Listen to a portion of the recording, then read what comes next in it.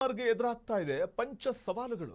CM ಸ್ಥಾನದ ಬೆನ್ನಲ್ಲೇ ಡಿಕೆಶಿಗೆ ಸಾಲು ಸಾಲು ಸಂಕಷ್ಟಗಳು ಎದುರಾಗ್ತಾ ಇದೆ. ಟ್ರಬಲ್ ಶೂಟರ್ ಡಿಕೆಶಿಗೆ ಶುರುವಾಯ್ತಾ ಅಸಲಿ ಟ್ರಬಲ್.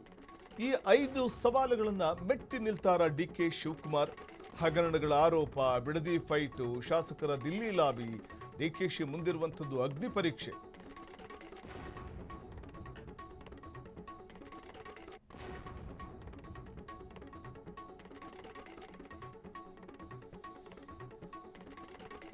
ಡಿಕೆಶಿ ಮುಂದಿರುವಂತಹ ಅಗ್ನಿ ಪರೀಕ್ಷೆ ಕಂಪ್ಲೀಟ್ ಡೀಟೇಲ್ಸ್ ಇದು. ಚಾಲೆಂಜ್ಗಳನ್ನು ಮೆಟ್ಟಿ ನಿಲ್ತಾರಾ CM DK Shivakumar?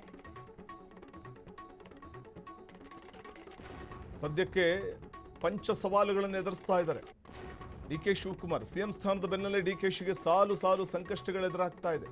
Trouble shooter ಡಿಕೆಶಿಗೆ ಶುರುವಾಗಿರುವಂಥದ್ದು ಅಸಲಿ ಟ್ರಬಲ್ಗಳು. ಈ 5 ಸವಾಲುಗಳನ್ನು ಮೆಟ್ಟಿ ನಿಲ್ತಾರಾ ಡಿಕೆ ಶಿವಕುಮಾರ್? ಯಾವುದು ಆ 5 ಸವಾಲುಗಳು? ಹಗರಣಗಳ ಆರೋಪ, ಬಿಡದಿ ಫೈಟು, ಶಾಸಕರ ದಿಲ್ಲಿ ಲಾಬಿ, ಡಿಕೆಶಿ ಮುಂದಿರುವಂತಹ ಅಗ್ನಿ ಪರೀಕ್ಷೆಯ ಕಂಪ್ಲೀಟ್ ಡೀಟೇಲ್ಸ್ ಅನ್ನ ನಿಮ್ಮ ಮುಂದೆ ಇಡ್ತಾ ಹೋಗುತ್ತೆ ಫ್ರೀಡಂ ಟಿವಿ. ಚಾಲೆಂಜ್ಗಳನ್ನು ಇವೆಲ್ಲವನ್ನು ಕೂಡ ಟ್ರಬಲ್ ಶೂಟರ್ ಮೆಟ್ಟಿ ನಿಲ್ತಾರಾ ಅನ್ನುವಂಥದ್ದೇ ಈಗ ಇರುವಂತಹ ಸದ್ಯದ ಕುತೂಹಲ. ಸಿಎಂ ಡಿಕೆ ಶಿವಕುಮಾರ್ಗೆ ಪಂಚ ಸವಾಲುಗಳು ಎದುರಾಗ್ತಾ ಇದೆ, 5 ಸವಾಲುಗಳು ಎದುರಾಗ್ತಾ ಇದೆ. ಸಿಎಂ ಸ್ಥಾನದ ಬೆನ್ನಲ್ಲೇ ಡಿಕೆಶಿಗೆ ಶುರುವಾಗಿರುವಂತಹ ಸಾಲು ಸಾಲು ಸಂಕಷ್ಟಗಳಿವೆ. ಇದನ್ನ ಟ್ರಬಲ್ ಶೂಟರ್ ಕನಕಪುರ ಬಂಡೆ ಹೇಗೆ ಈ ಸವಾಲುಗಳನ್ನು ನಿಭಾಯಿಸ್ತಾರೆ ಅನ್ನುವಂಥದ್ದನ್ನು ಕಾದು ನೋಡಬೇಕಿದೆ. ಅದರಲ್ಲಿ ಸದ್ಯಕ್ಕೆ 5 ಸವಾಲುಗಳನ್ನು ಎದುರಿಸ್ತಾ ಇರುವಂಥದ್ದು ಡಿಕೆ ಶಿವಕುಮಾರ್. ಆ ಡಿಕೆಶಿ ಮುಂದಿರುವಂತಹ ಅಗ್ನಿ ಪರೀಕ್ಷೆಯ ಕಂಪ್ಲೀಟ್ ಡೀಟೇಲ್ಸ್ ಎಲ್ಲಿದೆ, ಅವುಗಳನ್ನು ನಿಮಗೆ ಆ ಸವಾಲುಗಳು ಯಾವ್ಯಾವುದು ಅನ್ನುವಂಥದ್ದನ್ನು ಕೂಡ ತೋರಿಸ್ತಾ ಹೋಗ್ತೀವಿ. ಸಿಎಂ ಡಿಕೆ ಶಿವಕುಮಾರ್ಗೆ ಎದುರಾಗಿರುವಂತಹ ಪಂಚ ಸವಾಲುಗಳು. ಯಾಕೆಂದರೆ ಒಂದು ಕಡೆ ನೋಡಿ, ಮಾಜಿ ಸಿಎಂ ಸಿದ್ದರಾಮಯ್ಯನವರಂತೂ ಕೇರಳಕ್ಕೆ ಹೋಗ್ಬಿಟ್ಟು ಅಲ್ಲಿ KJ ಜಾರ್ಜ್ ಅವರ ರೆಸಾರ್ಟ್ನಲ್ಲಿ ಆರಾಮವಾಗಿದ್ದಾರೆ. ಇಷ್ಟೆಲ್ಲ ರಾಜ್ಯದಲ್ಲಿ ಟೆನ್ಷನ್ ಇದ್ದರೂ ಕೂಡ ತಾವು ಮಾಜಿ ಮುಖ್ಯಮಂತ್ರಿ ಸಿದ್ದರಾಮಯ್ಯನವರು ಮಾತ್ರ ಆರಾಮಾಗಿ ಕೇರಳದ ರೆಸಾರ್ಟ್ನಲ್ಲಿ ವಿಶ್ರಾಂತಿಯನ್ನು ಪಡಿತಾ ಇದ್ದಾರೆ. ಆದರೆ ಇಲ್ಲಿ ಡಿಕೆ ಶಿವಕುಮಾರ್ ಮಾತ್ರ ಇನ್ನಿಲ್ಲದ ಟೆನ್ಷನ್ಗಳು ನಡೀತಾ ಇರುವಂಥದ್ದು, ಶುರುವಾಗಿರುವಂಥದ್ದು. ಬಿಡದಿ ಟೌನ್ಶಿಪ್ ಯೋಜನೆಯ ಒಂದು ಟೆನ್ಷನ್, ಮತ್ತೊಂದು ಕಡೆ ಹಗರಣಗಳ ಒಂದು ಟೆನ್ಷನ್. ಯಾಕಂದರೆ ಗೃಹಲಕ್ಷ್ಮಿ ಯೋಜನೆಯಲ್ಲಿ 225 ಕೋಟಿ ಗೋಲ್ಮಾಲ್ ನಡೆದಿದೆ ಅನ್ನುವಂಥ ಒಂದು ಆರೋಪ CAG ರಿಪೋರ್ಟ್ನಲ್ಲಿ ವರದಿಯಾಗಿರುವಂಥದ್ದು. ಇದು ಒಂದು ರೀತಿಯಲ್ಲಿ ಈಗ ಟೆನ್ಷನ್ ಆಗಿ ಕಾಡ್ತಾ ಇರುವಂಥದ್ದು ಡಿಕೆ ಶಿವಕುಮಾರ್ ಅವರನ್ನ.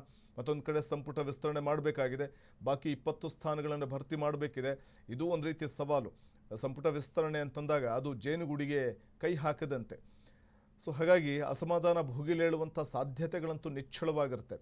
ಹಿರಿಯ ಮತ್ತು ಕಿರಿಯರ ಒಂದು ಸಮ್ಮಿಲನ ಅಥವಾ ಸಮ್ಮಿಶ್ರವಾಗಿರುತ್ತೆ ಈ ಬಾರಿಯ ಕ್ಯಾಬಿನೆಟ್ ಅನ್ನುವಂಥ ಮಾತುಗಳನ್ನು ಹೇಳ್ತಾ ಇದ್ರು ಪ್ರಮುಖ ನಾಯಕರುಗಳು. ಹಾಗಾಗಿ ಅದೇ ರೀತಿ ಇರುತ್ತಾ, ಹಿರಿಯರು ಅಥವಾ ಅನುಭವಿಗಳಿಗೆ ಮತ್ತು ಹೊಸ ಮುಖಗಳಿಗೆ ಆದ್ಯತೆಯನ್ನು ಕೊಡೋದಾದರೆ ಯಾರಿಗೆಲ್ಲ ಅವಕಾಶ ಸಿಗಬಹುದು ಈ ಬಾರಿ ಸಂಪುಟದಲ್ಲಿ.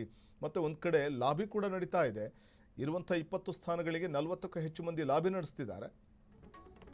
ಸದ್ಯಕ್ಕೆ 5 ಸವಾಲನ್ನು ಡಿಕೆ ಶಿವಕುಮಾರ್ ಎದುರಿಸ್ತಾ ಇದ್ದಾರೆ, ಮುಖ್ಯಮಂತ್ರಿಗಳು ಎದುರಿಸ್ತಾ ಇದ್ದಾರೆ. ಯಾವ ಆ 5 ಸವಾಲು? ಗೃಹಲಕ್ಷ್ಮಿಯಲ್ಲಿ 225 ಕೋಟಿ ಗೋಲ್ಮಾಲ್ ಆರೋಪ, ಅಬಕಾರಿ ಇಲಾಖೆ ಅಧಿಕಾರಿಯ ಮೇಲೆ ಇಡಿ ದಾಳಿ, ಇನ್ನು ಬಿಡದಿ ಟೌನ್ಶಿಪ್ ವಿಚಾರದಲ್ಲಿ ಅನ್ನದಾತರ ಕಿಚ್ಚು, ಇನ್ನು ಮೇಕೆದಾಟು ಯೋಜನೆಗೆ ತಮಿಳುನಾಡು ಸರ್ಕಾರ ಅಡ್ಡಿಪಡಿಸುತ್ತಲೇ ಇದೆ.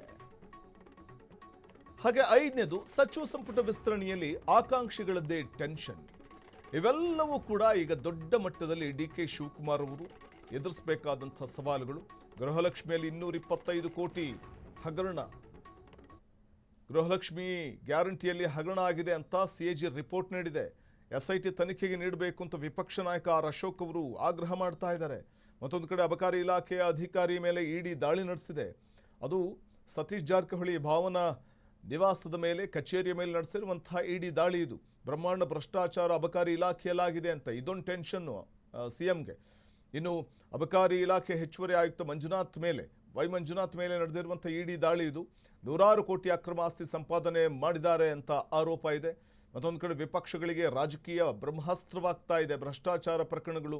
ಇನ್ನು ಬಿಡದಿ ಟೌನ್ಶಿಪ್ ಯೋಜನೆ ವಿಚಾರ, ರೈತರು ಬೃಹತ್ ಹೋರಾಟ ನಡೆಸ್ತಾ ಇದ್ದಾರೆ. ರೈತರಂತೂ ತೀವ್ರವಾಗಿ ವಿರೋಧವನ್ನು ವ್ಯಕ್ತಪಡಿಸ್ತಾ ಇರುವಂಥದ್ದು ಬಿಡದಿ ಟೌನ್ಶಿಪ್ ಯೋಜನೆಗೆ. ಇನ್ನು ರೈತರ ಪರವಾಗಿ JDS ನಾಯಕರು ಹೋರಾಟ ಮಾಡ್ತಾ ಇದ್ದಾರೆ. ಟೌನ್ಶಿಪ್ ಕಟ್ಟಬಾರದು ಅಂತ ರೈತರು ಮತ್ತು JDS ಪ್ರತಿಭಟನೆ ನಡೆಸ್ತಾ ಇದೆ. ಪ್ರತಿಷ್ಠೆಯಾಗಿ ತೆಗೆದುಕೊಂಡು ಕಟ್ತಾ ಇರುವಂಥದ್ದು. ಬಿಡದಿ ಟೌನ್ಶಿಪ್ ಈಗಾಗಲೇ ಡಿ ಕೆ ಶಿವಕುಮಾರ್ ಪ್ರತಿಷ್ಠೆಯಾಗಿ ಸ್ವೀಕರಿಸಿದ್ದಾರೆ. ಅಷ್ಟೇ ಪ್ರತಿಷ್ಠೆಯಾಗಿ ತೆಗೆದುಕೊಂಡಿರುವಂಥದ್ದು. ಮತ್ತು C M D K Shivakumar ಅವರಿಗೆ ಮತ್ತೊಂದು ಸಂಕಷ್ಟ ಅಂತಂದರೆ ಮೇಕೆದಾಟು ಯೋಜನೆಗೆ ತಮಿಳುನಾಡು ಸರ್ಕಾರ ಅಡ್ಡಿಪಡಿಸ್ತಾ ಇದೆ. ಅಂದರೆ ಮೇಕೆದಾಟು ಯೋಜನೆ ವಿಚಾರದಲ್ಲಿ ತಮಿಳುನಾಡು ಸರ್ಕಾರ ಈಗಾಗಲೇ ತನ್ನ ಯಾವ ರೀತಿಯ ಸ್ಟ್ಯಾಂಡನ್ನು ಇಟ್ಟಿದೆ ಅನ್ನುವಂಥದ್ದು ಗೊತ್ತಿರುವಂಥ ವಿಚಾರ. ಸೊ ಇದು ಒಂದು ರೀತಿಯಲ್ಲಿ ಸರ್ಕಾರಕ್ಕೆ ಅಡ್ಡಿಯಾಗಿದೆ. ವಿಧಾನಸಭೆ ಚುನಾವಣೆಗೆ ಮುನ್ನ ಮೇಕೆದಾಟು ಪಾದಯಾತ್ರೆಯನ್ನು ಕಾಂಗ್ರೆಸ್ ನಾಯಕರು ನಡೆಸಿದ್ರು. ಅದು ಕೊರೋನಾ ಸಂದರ್ಭದಲ್ಲೇ ನಡೆಸಿದ್ರು, ಪಾದಯಾತ್ರೆ ನಡೆಸಿದ್ರು. ನಮ್ಮ ಸರ್ಕಾರ ಅಧಿಕಾರಕ್ಕೆ ಬಂದರೆ ಮೇಕೆದಾಟು ಯೋಜನೆ ಏನಿದೆ ಅದನ್ನು ಕೈಗೆತ್ಕೊಳ್ತೀವಿ ಅಂತ. ಅದನ್ನು ಈಗಲಾದರೂ ಕೈಗೆತ್ಕೊಳ್ತಾರಾ? ಅಷ್ಟು ಸುಲಭನ? ಆಗ ಏನೋ ಒಂದು ಹುರುಪಿನಲ್ಲಿ ವಿರೋಧ ಪಕ್ಷದ ಸ್ಥಾನದಲ್ಲಿ ಇದ್ಕೊಂಡು ಕಾಂಗ್ರೆಸ್ ನಾಯಕರೇನೋ ಹೇಳಿಕೆಯನ್ನು ಕೊಟ್ಟರು. ಆದರೆ ಈಗ ಪಕ್ಷ ಅಧಿಕಾರದಲ್ಲಿದೆ, ಮೇಕೆದಾಟು ಯೋಜನೆಯನ್ನು ಮಾಡೇ ತೀರ್ತೇವೆ ಅಂತ ಒಂದು ಕಡೆ ಹೇಳ್ತಿದೆ. ಕೋರ್ಟ್ ಕೂಡ ಸಕಾರಾತ್ಮಕವಾಗಿ ಕಾಂಗ್ರೆಸ್ ರಾಜ್ಯ ಸರ್ಕಾರದ ಕಡೆಗೆ ಅಥವಾ ರಾಜ್ಯದ ಕಡೆಗೆ ಇರುವಂಥದ್ದು ಅನ್ನುವಂಥ ಒಂದು ವಿಚಾರವನ್ನು ಮುಂದಿಟ್ಕೊಂಡು ಮೇಕೆದಾಟು ಯೋಜನೆ ವಿಚಾರವಾಗಿ ಈಗಾಗಲೇ ಒಂದಷ್ಟು ಸಿದ್ಧತೆಗಳನ್ನು ಮಾಡಿಕೊಳ್ತಾ ಇರುವಂಥದ್ದು ಡಿ ಕೆ ಶಿವಕುಮಾರ್. ಈ ಸಂದರ್ಭದಲ್ಲಿ ಅಡ್ಡಗಾಲ ಹಾಕ್ತಾ ಇರುವಂಥದ್ದು ತಮಿಳುನಾಡು ಸರ್ಕಾರ. ಯಾಕಂದರೆ ಅದು ಪ್ರತಿ ಬಾರಿ ಕೂಡ ತಮಿಳುನಾಡು ಸರ್ಕಾರ ಇದೇ ರೀತಿ ಅಡ್ಡಗಾಲನ್ನು ಹಾಕ್ತಾ ಇರುತ್ತೆ. ಈ ಎಲ್ಲ ಬೆಳವಣಿಗೆ ನಡುವೆ ಶಾಸಕರ ಒಂದು ಪೆರೇಡ್ ಏನಿದೆ ದೆಹಲಿ ಮಟ್ಟಕ್ಕೆ ಹೋಗಿ ಸಚಿವ ಸ್ಥಾನಕ್ಕೋಸ್ಕರ ಲಾಬಿ ನಡೆಸ್ತಾ ಇರುವಂಥದ್ದು, ಇದು ಕೂಡ ಡಿ ಕೆ ಶಿವಕುಮಾರ್ಗೆ ಬಹುದೊಡ್ಡ ರೀತಿಯಲ್ಲಿ ಸವಾಲನ್ನು ನೀಡ್ತಾ ಇರುವಂಥದ್ದು. ಹಾಗಾಗಿ ಈ 5 ಸವಾಲುಗಳನ್ನು ಹೇಗೆ ಮೆಟ್ಟಿ ನಿಲ್ತಾರೆ ಕನಕಪುರದ ಬಂಡೆ ಅನ್ನುವಂಥದ್ದನ್ನು ಕಾದು ನೋಡಬೇಕು.